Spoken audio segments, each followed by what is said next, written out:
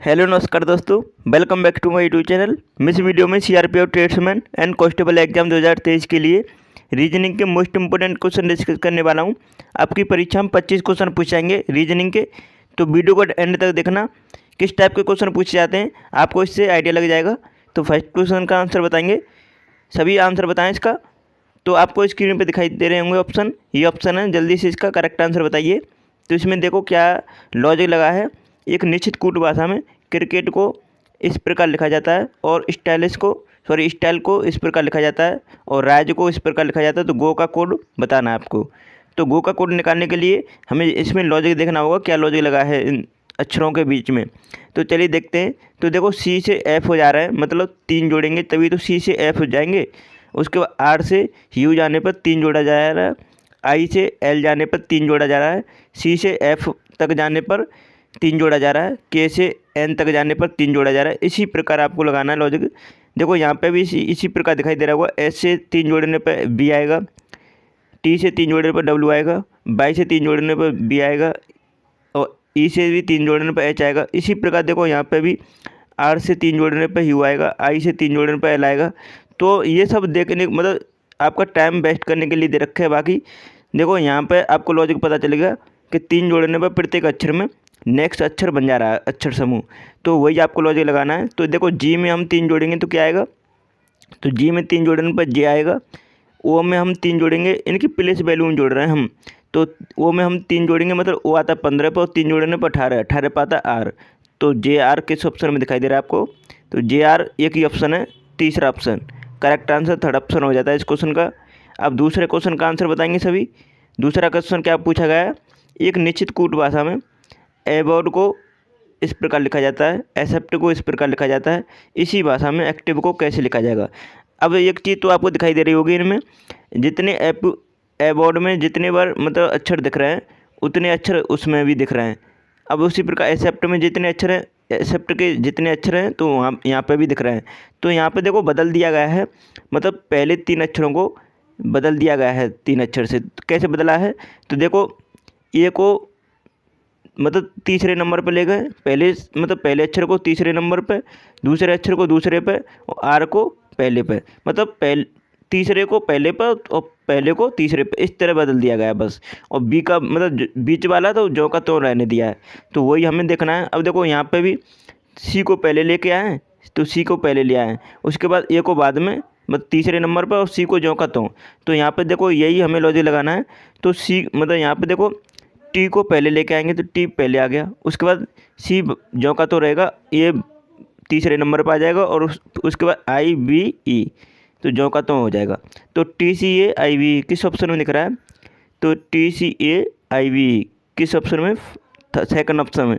तो right answer second option हो जाता है इस क्वेश्चन का। अब तीसरा क्वेश्चन का जल्दी से आंसर बताओ।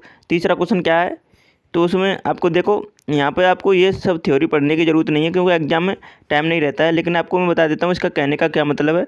उस विकल्प का चयन करें जो तीसरे अक्षर समूह से उसी प्रकार संबंधित है जिस प्रकार दूसरा अक्षर समूह पहले अक्षर समूह से संबंधित है।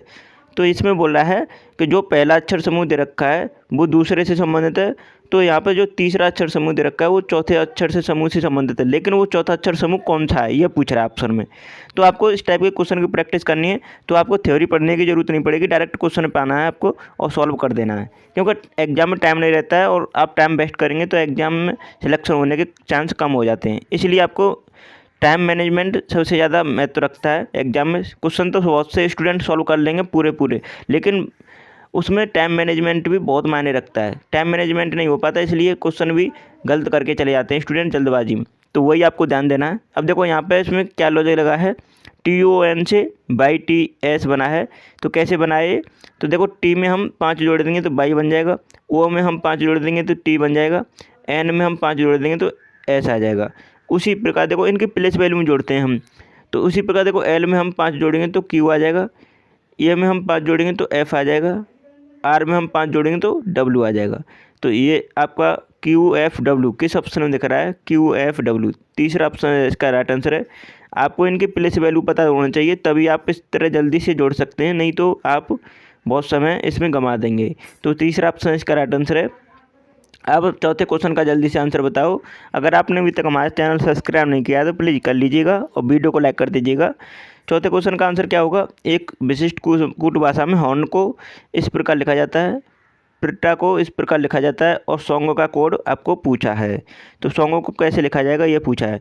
चलिए देखते हैं। देखो एच और एस में हमें बहुत दूर की मतलब दूरी दिख रही है इनमें प्लेस वैल्यू में, लेकिन हमें एक चीज़ दिखाई दे रही है। उसी प्रकार देखो ओ से एल तक यहाँ पे क्या है, वो आता 15 पे, एल आता 12 पे, लेकिन कोई ऐसा रिलेशन दिख रहा है? तो देखो मैं आपको बता दूं क्या रिलेशन है इनमें। एक दूसरे के इनकी प्लेस वैल्यू को जोड़ते हैं तो 27 आता है। ये अगर 27 आता है तो वो एक दूसरे के विपरीत होते हैं अक्षर। तो अब देखो विपरीत कैसे कि जैसे कि एच आता है 8 पर और एस आता है 19 पर। 19 और 28 को जोड़ेंगे तो 27 होगा। तो इसका मतलब ये एक दूसरे के विपरीत हैं। उसी प्रकार देखो ओ आता है 15 पे और एल आता है 12 पे। अब देखो 12 15 जोड़ेंगे तो 27 होता है। तो इसका मतलब ये भी विपरीत है। अब आपको दिखाई दे रहा है सभी को आप जोड़ेंगे इनकी प्लेस वैल्यू को तो ये एक दूसरे के विपरीत है। तो हमें ये तो चीज़ पता चल गया कि इन मतलब दोनों को मिलाकर विपरीत अक्षर से इसमें संबंध दे रखा है। एच का विपरीत एस है, ओ का विपरीत एल है, आर का विपरीत आई है, एन का विपरीत एम है और एच का विपरीत एच है। उसी प्रकार देखो पी का विपरीत के है, आई का विपरीत आर है, आर का विपरीत आई है, टी का विपरीत जी है और ए का विपरीत जेड है। तो देखो यहाँ पर सॉन्ग का विपरीत इसी तरह लिखना है।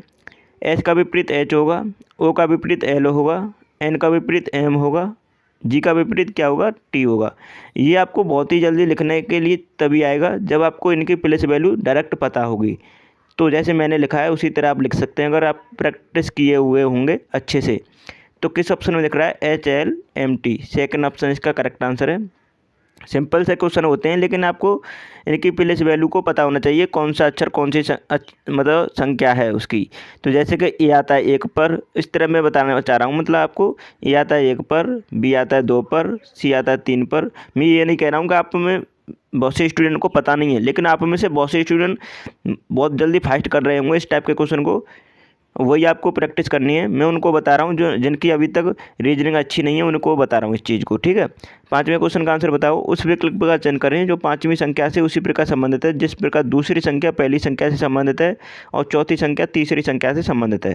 तो जैसे कि मैं आपको बता रहा था कि इस टाइप के क्वेश्चन की अगर प्रैक्टिस किए होंगे तो आपको थ्योरी पढ़ने की ज़रूरत नहीं पड़ेगी और डायरेक्ट क्वेश्चन पाएंगे। तो देखो 16 से 49 यहाँ पर किस तरह आया है, 18 से 55 किस तरह आया है, 36 से कौन सा संख्या आएगी जो क्वेश्चन मार्क्स की पूर्ति करेगी। तो यहाँ पे देखो क्या है, लॉजिक लगा है।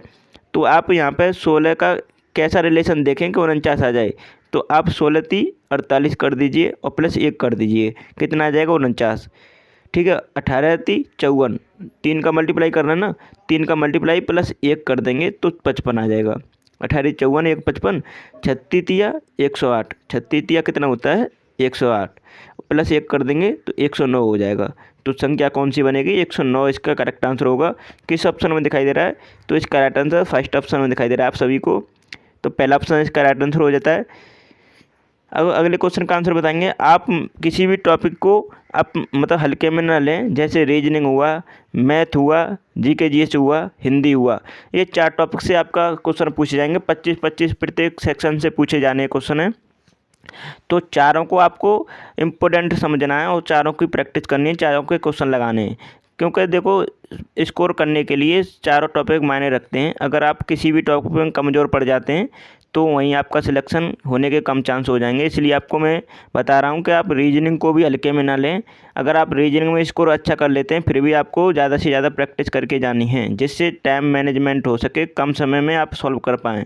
वही मैं आपको बताना चाह रहा हूँ। अब छठवें क्वेश्चन का आंसर बताएंगे जल्दी से। छठवें क्वेश्चन का आंसर बताओ। देखो मैं आपको थ्योरी नहीं पढ़ाऊंगा इसमें, जितना समय आप इसमें लगाओगे, मान लीजिए आप कितने भी फास्ट पढ़ते हो हिंदी, लेकिन आप 10 सेकंड तो आराम से ले जाओगे इसे पढ़ने में, 10 सेकंड आराम से। और 10 सेकंड अगर इसमें ना दे के इसमें लगा दोगे तो आप जल्दी से इसमें लॉजिक फाइंड कर पाओगे। तो क्या दे रखा है देखो, तो यहाँ पे 31 से 41 कितना जोड़ा गया है। तो यहाँ पे देखो पहले तो मैं इनको बता दूँ, सीरीज वाली जो सीरीज दे रखी है, मतलब क्वेश्चन दे रखा होता है सीरीज वाला, तो उसमें आपको गैप देखना होता है कितने का है। गैप निकालते जाओ, आपका क्वेश्चन सॉल्व हो जाएगा। करीब 80 से 90 क्वेश्चन, 80% से 90% क्वेश्चन गैप निकालने से ही सॉल्व हो जाते हैं रीजनिंग के, सीरीज वाले क्वेश्चन की बोल रहा हूँ। और आपको अगर गैप निकालने में अगर नहीं आ रहा है समझ में, तो उनकी अल्टरनेट सीरीज को देखना चाहिए। अल्टरनेट भी नहीं समझ में आ रहा है, विषम आवाज़ को देखना चाहिए, विषम है या आवाज़ लॉजिक लग सकता है, या फिर मिक्स सीरीज हो सकती है, या फिर इस तरह आपको देखना होता है। स्क्वायर वाला भी लॉजिक लगा होता है, तो इस टाइप के क्वेश्चन में थोड़ा ध्यान देने वाली बात होती है। तो देखो इनका गैप निकालेंगे तो 31 और 41 का कितना गैप है, 10 का। 41 से 55 का कितना गैप है, 14 का। उसके बाद 55 से 73 का कितना गैप है, 18 का। 73 से 95 कितना गैप है, तो यहाँ पे आपको दिख रहा है 22 का। तो आपको दिखाई दे रहा है क्या इसमें। अब देखो जितना अब यहाँ पे निकाला है उससे फिर आगे निकालेंगे, तो 10 से देखो 14 कितना हुआ है, तो यहाँ पे 4 जोड़ा गया है। 14 से 18 4 जोड़ा गया है, 18 से 22 4 जोड़ा गया है। अब आपको पता चल गया कि हमारा 4 जोड़ते जा रहा है, तो हम देखो 22 में 4 जोड़ देंगे तो कितना आ जाएगा, 26। अब 26 आप 95 में जोड़ दीजिएगा, कितना आ जाएगा, तो 121 आएगा। कितना आएगा, 121 इसका करेक्ट आंसर हो जाएगा। देखो सिंपल सा क्वेश्चन था, आसानी से निकाल लिया ना क्वेश्चन, तो 121 इसका राइट आंसर होगा। ठीक है, तो आपको डायरेक्ट देखना है और जल्दी से उसमें लॉजिक देखना होता है, क्या है लॉजिक। अब 7वें क्वेश्चन का जल्दी से आंसर बताओ। एक निश्चित कूट भाषा में बेबी को 20 और अडल्ट को 30 के रूप में लिखा जाता है, तो इसी कूट भाषा में वुमेन का कोड किस प्रकार लिखा जाएगा। तो आपको वुमेन की संख्या बतानी है, वो कौन सी संख्या है इसमें जो इसका राइट आंसर होगा। ठीक है, तो चलिए देखते हैं क्या लॉजिक लगाया है। देखो सिंपल सा क्वेश्चन है, लेकिन लॉजिक समझ में नहीं आएगा तो डिफ़िकल्ट हो जाता है आपके लिए। तो वही मैं आपको बोल रहा हूँ कि इस टाइप रीजनिंग के क्वेश्चन की ज़्यादा से ज़्यादा प्रैक्टिस किए होंगे तो आपको आसानी से कर पाएंगे। तो देखो क्या लॉजिक लगाया है इसमें। अगर आप इनकी प्लेस वैल्यू को जोड़ते हैं तो हम देखते हैं बी आता है 2 पर, ए आता है 1 पर, बी आता है 2 पर, वाई आता है 25 पर। अब इनको जोड़ते हैं तो कितना होता है, 5 25 और 5 25 और 5 30 हो जाता है। लेकिन यहाँ पर दे रखा है 20, तो कोई लॉजिक नहीं दिख रहा है आपको। अब आपको यहाँ पर लॉजिक तो दिखाना ही है, जोड़ने के बाद इनकी प्लेस वैल्यू को। तो आपको क्या देखना है, थोड़ा लॉजिक देखना है दिमाग से। देखो क्या है, ये कितने अक्षर हैं, 4 अक्षर हैं, और 4 का मल्टीप्लाई हम कितने में करते हैं, 5 में, तो कितना आ जाता है 20। उसी प्रकार ये कितने अक्षर हैं, 6 अक्षर हैं। अब 5 का मल्टीप्लाई कर देते हैं, मतलब सेम 5 का ही मल्टीप्लाई करेंगे, कितने अक्षर है 6, और 5 का मल्टीप्लाई करते हैं तो कितना हो जाता है 30 30 है ना। अब देखो उसी प्रकार ये कितने अक्षर हैं, ये हैं 5, अब 5 का मल्टीप्लाई 5 में करते हैं तो कितना हो जाता है 25। तो इसका करेक्ट आंसर क्या होगा, सेकंड ऑप्शन इसका करेक्ट आंसर हो जाता है। देखो आसानी से समझ में आया होगा, सिंपल सा क्वेश्चन था, लेकिन थोड़ा ध्यान देने वाली बात ये थी कि इसमें प्लेस वैल्यू को जोड़ा नहीं गया, डायरेक्ट आपको इनका लॉजिक देखना था, इन्हीं में कितनी संख्या कितने से मल्टीप्लाई हो रहा है बार बार। ठीक है, तो 25 इसका राइट आंसर होगा। अब अगले क्वेश्चन का आंसर बताओ, 8वां क्वेश्चन है। अब देखो रीजनिंग कितना घुमाता है। अब देखो तुम इसे पढ़ते रह जाओ, अब इसे पढ़ने से क्या फ़ायदा है, डायरेक्ट क्वेश्चन पे ना आओ। तो यहाँ पे क्वेश्चन क्या दे रखा है, रोगाणु का संबंध रोगों से है, उसी प्रकार युद्ध का संबंध किससे होगा। यहाँ प्रश्नवाची चिन्ह लगा था, तो यहाँ पे देखो रोगाणु का संबंध रोग से है, तो युद्ध का संबंध किससे होगा। अब देखो आप समझ पा रहे हैं कि रोगाणु अगर शरीर में प्रवेश करता है तो रोग उत्पन्न कर देता है। क्या कर देता है, रोग उत्पन्न कर देता है। तो उसी प्रकार युद्ध अगर छिड़ता है, किसी भी देशों में या किसी के साथ युद्ध होता है, तो उसमें क्या होता है आपको मतलब बेसिकली सोचना है थोड़ा सा। तो क्या होता है उसमें, तो उसमें विनाश ही होता है। किसका कारण बनता है युद्ध, विनाश का कारण। चाहे किसी भी पार्टी का विनाश हो, मतलब किसी भी अपोजिट किसी भी देश का विनाश हो, तो युद्ध के कारण ही होगा ना। तो इसी प्रकार रोग के कारण रोग, मतलब रोगाणु के कारण रोग होता है, उसी प्रकार युद्ध छिड़ने पर विनाश होता है। तो तीसरा ऑप्शन इसका राइट आंसर है। इस तरह आपको लॉजिक देखना था। अब देखो बहुत से स्टूडेंट सोचेंगे युद्ध में तो बंदूक होती हैं, बम होती हैं, ये सब नहीं सोचना है आपको, क्योंकि इसमें ये सब लॉजिक नहीं लगेगा। ठीक है, तो राइट आंसर क्या होगा, तीसरा ऑप्शन इसका राइट आंसर हो जाता है। तो आशा करता हूँ आपको वीडियो पसंद आई होगी। अगर आपने अभी तक हमारे चैनल सब्सक्राइब नहीं किया है तो प्लीज़ कर लीजिएगा और वीडियो को लाइक कर दीजिएगा। और मैंने आपको 90+ वीडियो ट्रेड्समैन वालों के लिए, मतलब उनके लिए स्पेशल ट्रेड्समैन वालों के लिए 90+ वीडियो एक ही प्ले लिस्ट में ऐड कर दी गई हैं। वहाँ से 1 बाय 1 एग्ज़ाम से पहले ज़रूर देखें। और आपका परीक्षा जुलाई में मतलब फिक्स है, तो आप कंटिन्यू तैयारी को बनाए रखें क्योंकि समय ज़्यादा नहीं है और 4 टॉपिक को आपको कवर करना है। टॉपिक मतलब सब्जेक्ट को, सब्जेक्ट की बात बोल रहा हूँ कि सब्जेक्ट 4 सब्जेक्ट हैं आपके सिलेबस में, हिंदी, जीके/जीएस, रीजनिंग, मैथमेटिक्स। जो स्टूडेंट इंग्लिश करना चाहते हैं तो वो उनके लिए इंग्लिश पढ़नी पड़ेगी, हिंदी नहीं पढ़ेंगे वो।